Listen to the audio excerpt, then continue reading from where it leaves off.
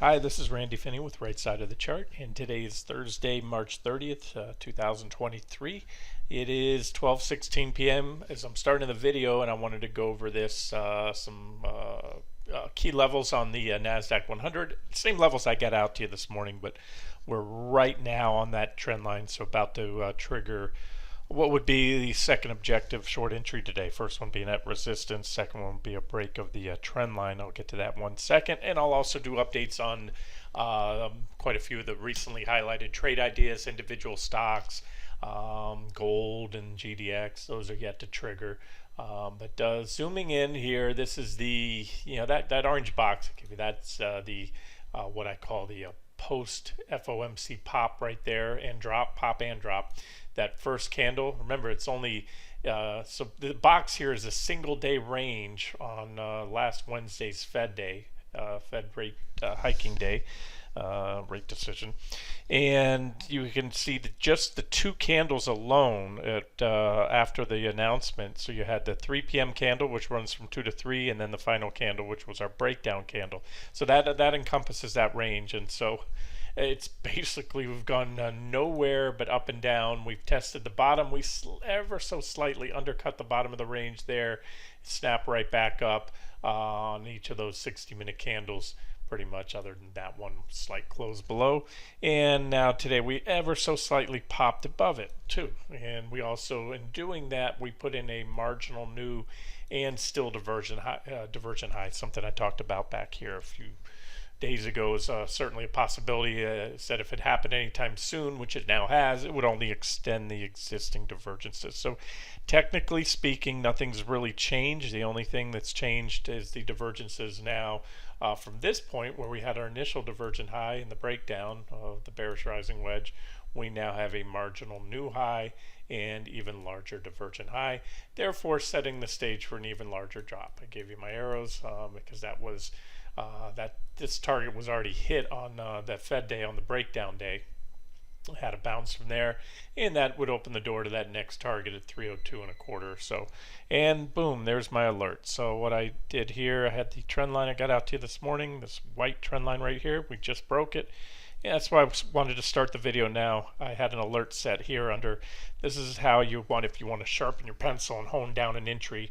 And let me pause and fire off some more shorts. Hold on. Okay, so the way it works is, you can go down, and I actually answered this in a question yesterday regarding that GDX setup. What prompted me to post is somebody asked for an update on it. When I took a look at it, it looks right for a correction if triggered. But what I mentioned in there is that, when you go down to the shorter term time frames, in this case we're stepping all the way down to a 5-minute chart, 5-minute candles. You get quicker sell signals. You're going to have a break of that trend line, and you're going to also have a final 5-minute candlestick close. We're still working. Well, actually, we have one. So there it is. So officially, the last 5-minute candle, the one that triggered right when I was doing the start of the video, was the breakdown candle. That's a nice, clean, well-defined uptrend line. It coincides perfectly with that trend line I gave you on NQ. And I have a box here, and what that box is, this is a gap. So we had, that was yesterday's close right there, and this is today's open right there. And so gaps are often backfilled, and that would be a natural target if you're just looking for a quick trade. And what technically the bottom of the gap is right here. You can see here. Let me move this box. You can see the dashed yellow lines that shows the previous day close. But often I'll look at the reaction high right above it, and that's a safer bet. If you're shooting out, it's not much above the actual technical bottom of the gap, which again would be where we close, the closing candle. So that's usually where, if I'm going for a quick trade, I'd like to cover on the reaction high if it's close by like that. But and that's, again, take it, don't take it. I can tell from the comments most are doubting the the charts right now, or at least my analysis, and that's fine. Like I said, I'm still very comfortable with my short positions because they're swing trend shorts.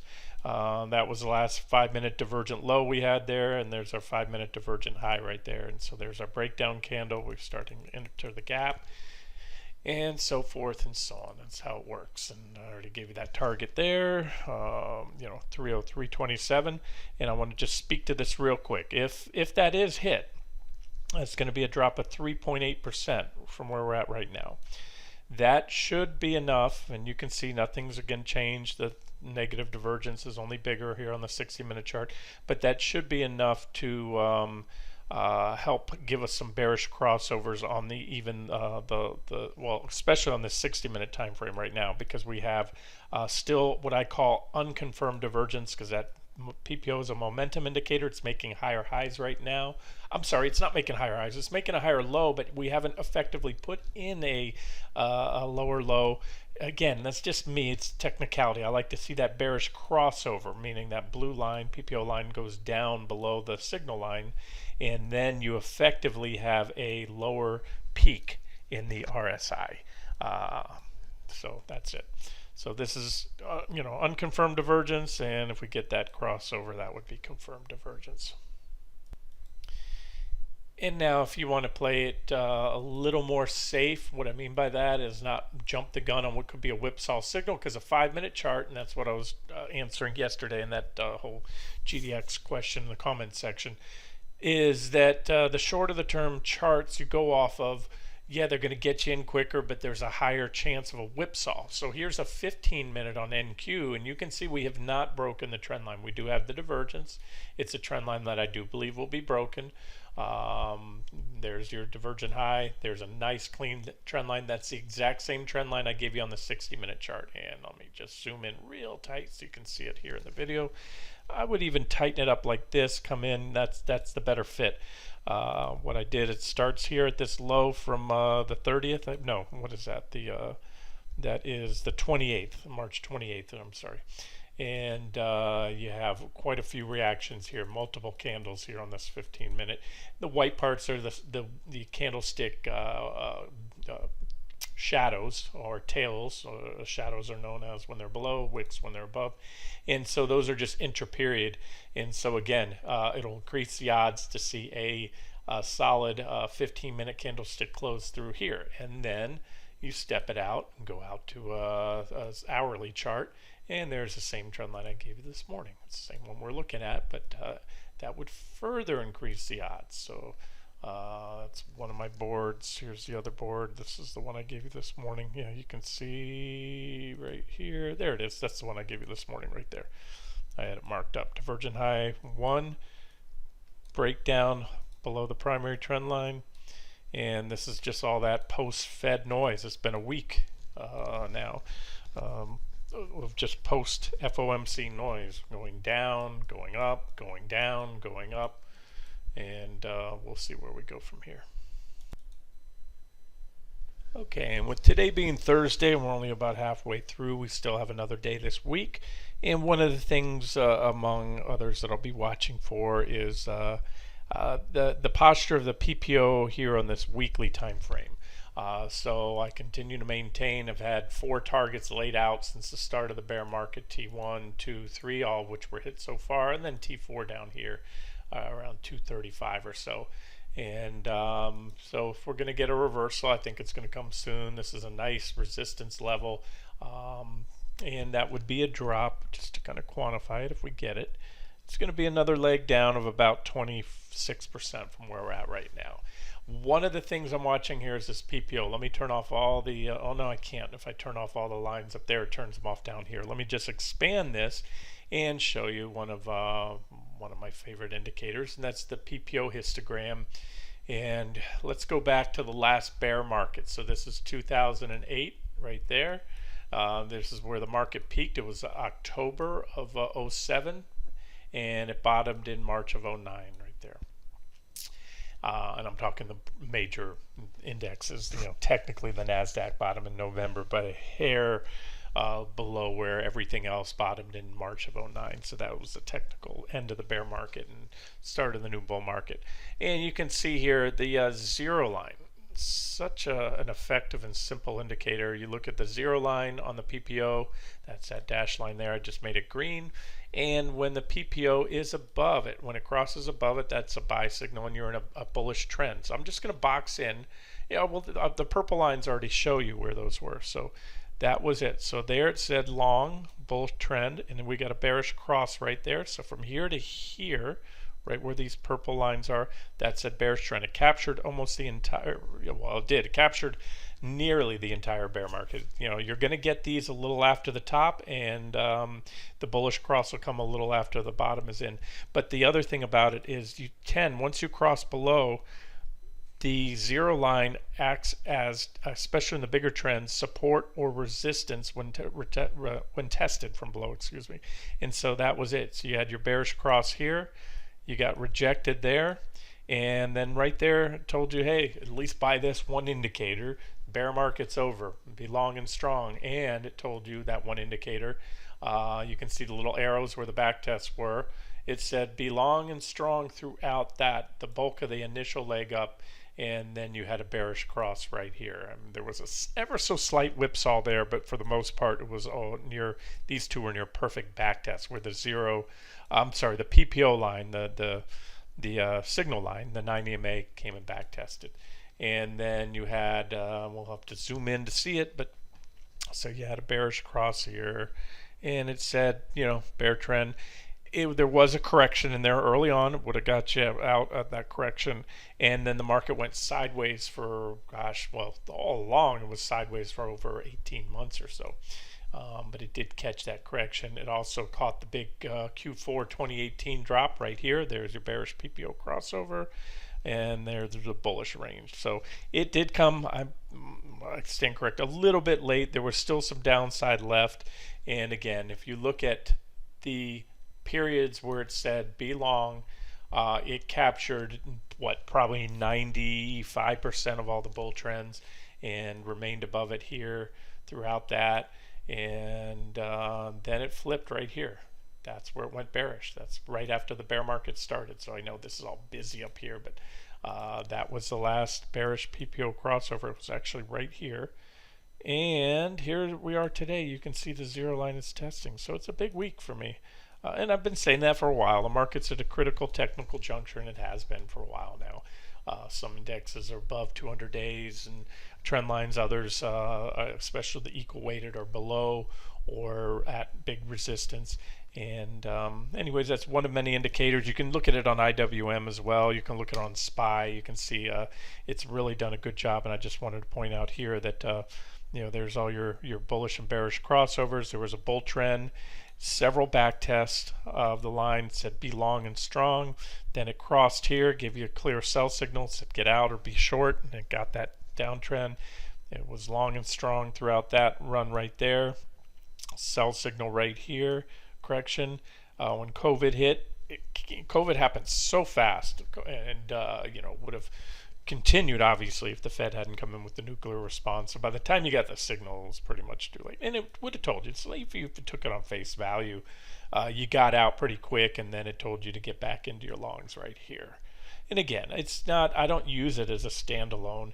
It is more of a guide for the bigger picture in the trend. And so just to zoom in real tight here, we're right there. The PPO signal line is right on that zero line right now. So it's kind of, again, a make or break time for the markets, and that's something I'll be watching as we head into the close tomorrow.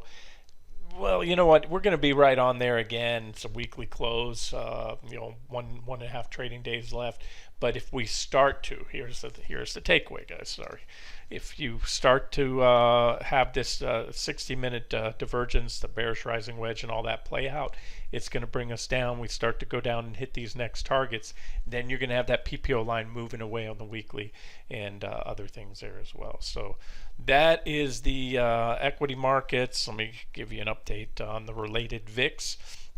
The last chart I gave you on the VIX, let me pull that.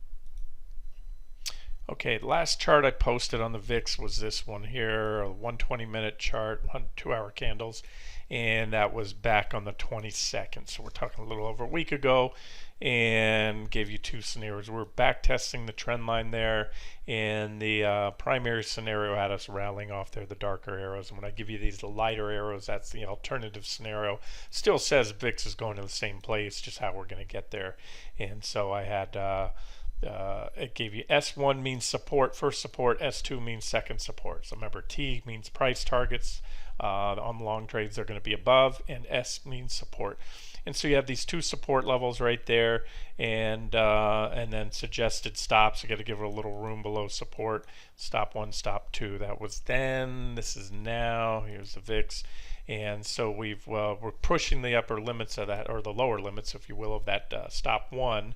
And so at this point, it's very simple. When I see a reaction like that, they undercut S2 by a hair. The second stop is, if you're giving it more room, is down still comfortably below.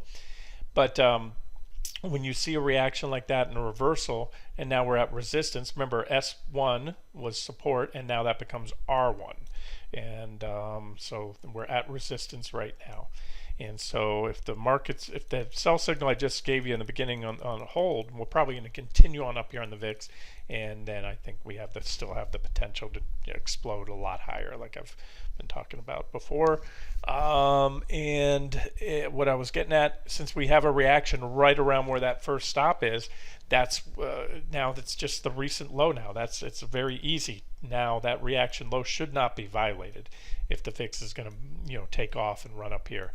So you can now, I think, with a little more confidence, set a stop right below today's low on the VIX right there, if you're taking that one. Oh, and look what you had. You also have a higher low. See that? So this is not DL1 and DL2 like I had on the DL1. DL2 is when divergence is extended. If the VIX did this, if it went down and made a new low, which would still keep us just above that second stop, then you will have, you'll have even bigger positive actually no, because not here on the PPO. Okay, so you'd only have it here on the RSI, but you do have it, and more importantly, you made a higher low right now off the previous low, and you have a new separate divergent low on both indicators right there. There's your positive, aka bullish divergence. So that kind of would mesh with the scenario I'm still sticking with. Despite the resiliency, I will give my hats off to the bulls. But again, it's not a big move. I've been making some little micro calls lately, like yesterday, thinking that might have been the high. And all we are is we're basis points above. We're less than 1%. We're 80 basis points above yesterday, where we were yesterday. And the thing is, I like it better now that we have that even bigger divergent high. That sets the stage for a bigger drop, in my opinion. So that's it. No change there. Let me go over some other trade ideas. I'll go over the semis real quick. Two that stand out to me are Micron. Micron kind of set the tone yesterday, and I know from the comments a lot of people that took the semi-short trade probably gave up. It sounded like it, but Micron rallied right into big resistance too. I've already covered this one several times in recent videos. It had one of the more constructive charts, I will say that, and I think I said it back then. Just like Intel and Micron were probably the two most bullish, especially the big semis. Positive divergence right there, clean trend line breakout, rally into big resistance, because that was major support back there. That's the support zone. You broke down, and you had impulsive selling. You rallied back up, got rejected on both attempts there, went down, made new 52-week lows, rallied again, rejected, rallied again, rejected. And so far we're there. We're still at that resistance zone. So and I'll continue to say this. If you want to hedge up, I've told you before, Intel, that was the first one. When I first put the semiconductor trade on, I took Intel personally, rode it up to the, actually I rode mine up to T1. I'll get to Intel in a second. But then I laid out two targets, and we just took out the comparable basing pattern. That's the basing pattern right there. So if this market has more legs and the semis have more legs, I will say, and I'll say it again, this is one of my top picks right here, but you got to take out that resistance zone. And otherwise, as I like to say, resistance is resistance until unless broken. So and you can see they're selling this one. It got bid up on earnings yesterday, and it's down today with most other semis up. Intel broke out yesterday. It was a solid breakout. I've mentioned this repeatedly, this big basing pattern here, and that was T1, or wherever. I added a new line in there, one of these two. And then T2 is this zone right here. And you can see, I mean, that's big resistance. Boom, boom. And of course, the bottom of the zone, you have a lot of reactions there too. Boom. And there's a breakout candle. Now, so number one, and we also, by the way, in one fell swoop, took out the 200-day simple, and now today the exponential. So really in 2 days. Yesterday we got stopped cold on the 200 exponential. Glass, that's all glass half full stuff. And as I like to say, a breakout's a breakout unless it fails. So if you're in Intel, especially if you're using that as a hedge to a broader based short on the semiconductor sector via SOXX or any of the ETFs, then you don't want to see a failure back down below 30.48. Give it maybe $30 if you want to give it a little bit of room. And what I can also see, you have this uptrend line right here. We broke down there, and we're back testing it right now. So I'm curious to see where Intel goes, because if my SOXX short plays out and we hit those deeper targets, especially the lower targets that I have, it's very unlikely Intel is going to play out and hit this as my next upside target on Intel. Is that downtrend line right there. Well, actually, I'm sorry, stand corrected. 33.32 is my next target, then 36.44, then the downtrend line, like that. But I just wanted to point out that if the market does roll over soon, and these divergences on QQQ play out, and the divergences on SOXX and all the other semis that I'm looking at, majority of the semis, like I said, a few exceptions that stand out, and those are typically the ones that already got the snot knocked out of them. That's why I felt more comfortable being long Intel. It already got the memo a long time ago that semis should be, or this one was in a bear market. So I just wanted to update that and tell you that as of now, this one's on a buy signal. It's broken out, and Micron has not. Micron, in fact, on the contrary, rallied into resistance. But if the semis hold up again, this one probably has more upside than most, in my opinion. And then the sector itself, it's still, where are we at? We shorted it back here initially on February 8th, and we're still not even close to any reasonable stop using a 2-to-1 or 3-to-1 RR. The semis are only up about 2% from that February 8th candle right there, and you can see T6 is all the way down here at about 21% downside. The divergences just get bigger and bigger. You can see we made a marginal new high last week or so, and today an ever so slightly marginal new high. This is, the semis are losing, the momentum is waning. That's why these momentum indicators, that's why you have the divergence. But this one's still going to need to really get going on the downside. You're going to have to first of all reverse soon to keep the divergences intact. That's a biggie for me. Take out the divergences, well, that changes the technical posture. Then you have this uptrend line, and we'll probably get a reaction if and when that's hit, and that needs to go. So a lot of work to be done, and that work is going to begin on the 60-minute shorter term charts right here. There's the divergent high 1, and it's not as if these divergences don't work. It played out for a drop of that first 60-minute divergent high. That was almost a 6% drop, and now we have DH2, or just an extension of those existing divergences, and a comparable uptrend line like on QQQ. The semis are pretty much mirror most of the time, not always, but usually mirror QQQ to a large extent. Okay, and the rest of the trade ideas, just quick updates. This is not all inclusive. No sell signals yet. That one was pretty clear. You need to see a solid break of this uptrend line here. There's GDX, so it's still working its way up in the bearish rising wedge pattern. If I don't have super strong convictions on this, because I can't make a very strong bearish case for the euro, aka bullish case for the dollar, but I can make a decent one. I think we're going to see again a correction here in the miners. That's GDX, GLD. You can see that PPO continues to roll over, with getting close to confirming that divergence. And then when you look at the dollar, remember the dollar and gold move inversely. You have this trend line here. Let me show you on a weekly. It shows even better. This is a long-term uptrend line right here off the lows back from 2021 in the US dollar. And so the dollar got ahead of itself here, went in a parabolic run almost, corrected, hit that trend line, bounced, and we're back there again. So you're at trend line support. Now it could break, but if likely going to see some buyers step in here and bid that up. And if that does go up, remember that gold, when the dollar goes up, gold goes down, and so will the mining stocks. So that's it. But again, wait for the I'd wait for the sell signal if you're going to short GDX or get out of your longs. And MBI, I'm going to highlight a lot of these that I'm sticking with as swing and trend trades. Although I've mentioned, I go in and out. I cover on support levels where I think bounces are likely.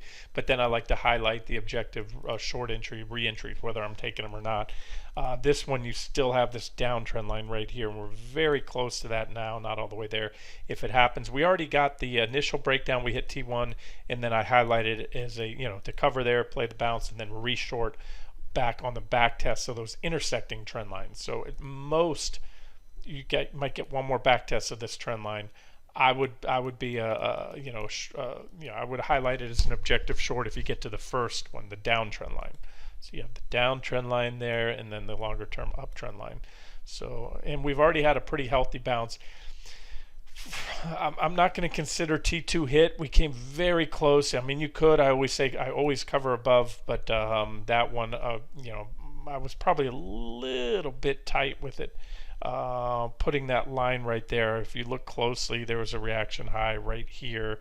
I could have moved up. I'm not going to move it now because that's where I had it. And again, I'm just going to hold on to this one for now and still consider T2 unhit, even though you probably, I imagine a lot of you that took it probably covered because we came within, within 10 cents of it right there already. And that's still T3 all the way down there. Like I said, this is, in fact, this little sucker looks to be maybe flagging here with this little snapback rally. And along with that one was AMBC. That one hit our first target to the button, and so far a typical reaction. We hit T1, bounce, and the next time we go down at T1 we'll probably break it and then head on down to T2 and then T3 and then T4. Alrighty, and along with that one around the same day or within a day or two, I gave you this one too. TIPT, TIPT. Same thing, hit T1 to the button. You had it 2 different days. If you didn't get out, you should have a standing limit buy to cover order when you at your targets. But I want to point out that there is a downtrend line right now that this one is working on. So you can short rallies back to that trend line add-on if you covered. And also the next objective short will be under a break below that 1380-ish support level right there, first target. And next, same targets as before, 12, a little above the 1241 support, a little above the 998, or we'll call it $10. Why don't we make it a round number? Everybody likes those round numbers. There's $10, T3.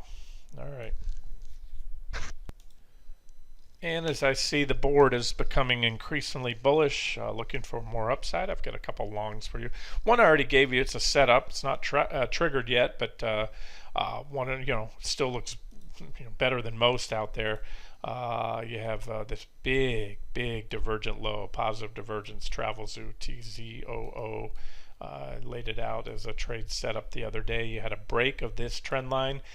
Since that chart I gave you, the only thing I've added is this what I call BOD, or benefit of the doubt trend line. I'll show you why I did that.